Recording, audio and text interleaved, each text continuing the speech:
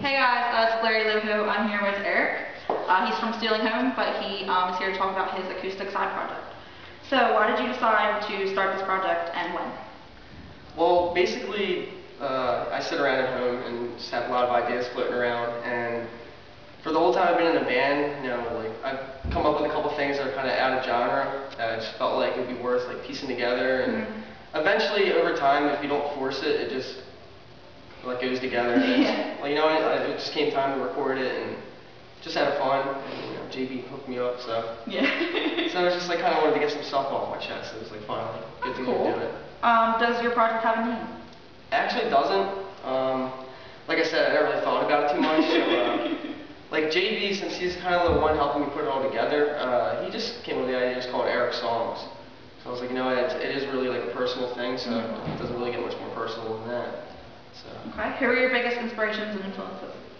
Or what? It doesn't have to be a person, it can be a thing. Honestly, my grandfather and my father, probably my biggest influences, because for one, my dad grew up watching him play guitar, so I started playing at a younger age, and seeing my grandfather, he was a country western singer, so he that's cool. So he made a pretty big name for himself, and I didn't really get to find that out until later on. I didn't know when I was younger, and I didn't have the opportunity to talk to him much about it.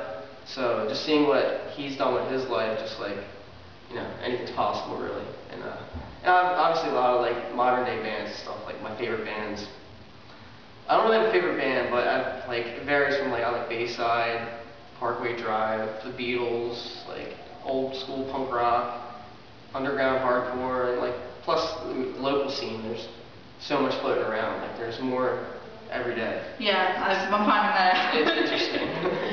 So I know you don't have anything for this recorded and up online yet, but JB from Bright Early, which you've already seen that interview, guys, he kind of surprised you performing on their show March 2nd.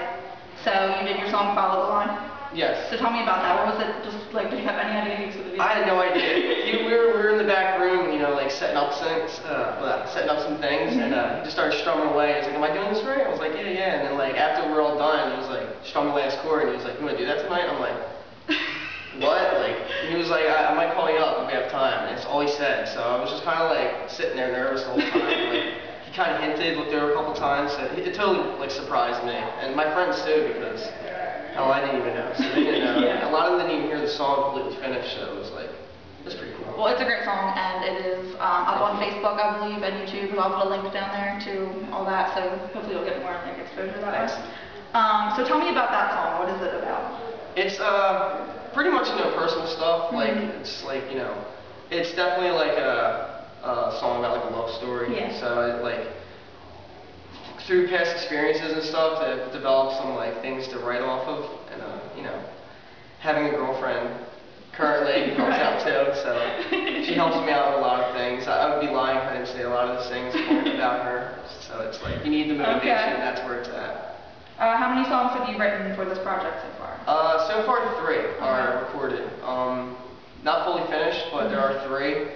And I've had some thoughts on there's 2 other songs that I'm sure you probably have parts of 18 Yeah, so I think I can piece together 2 more. Okay. Maybe do a 5-song EP. There's no rush because it's just for fun, personal stuff. But and it's cool because all the songs are slightly about something different. It's not cookie cutter. Yeah. So it's always good. Yeah. How long before we can hear your music online and see you perform shows by yourself? It should be online. I would like to release at least the one that we played at the Red Dwarf. That's Follow the Line. I would like to release that one ASAP.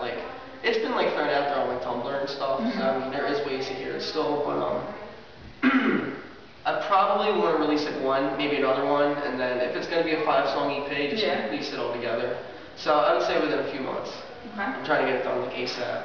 So what if JB was just alright, I'm putting together the show and I want you to play by yourself? Would you jump on it yet, or would you wait? I would. You would? I would, yes. If I was free, and then, like I said, it helps out our band too. Yeah, definitely. It's cool because there's my mom's friends are into acoustic music. They're not into pop punk or punk rock. Right. It's just oh wow, that's cool. Yeah, he sings in this band too, so it's it's the best of both worlds, and it's really it's kind of cool to see how it all ties together. I know all about cross promotion. So. Yes.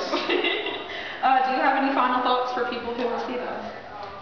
Just keep up with the local scene, look into bands, and don't just look at the band, try to look at each individual member and see what they do on the side, because I'm not the only one doing something on the side. Like, it's everywhere. Like, a lot of people don't talk about it, only bands know. You know? That's very true. And, you gotta dig deep, but it's in there. Yeah, so, pay attention to your favorite local bands and, like, talk to them. Go up to them at shows and see what they're doing and see what their plans are and get to know them as people, because that says a lot about a band. And if you write music, record it, because you never know. Like, songs that have been floating around your head for a year might be a good song.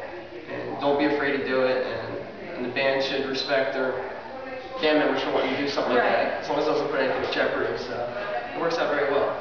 Okay, well, thank you very much. This has been my interview with Eric.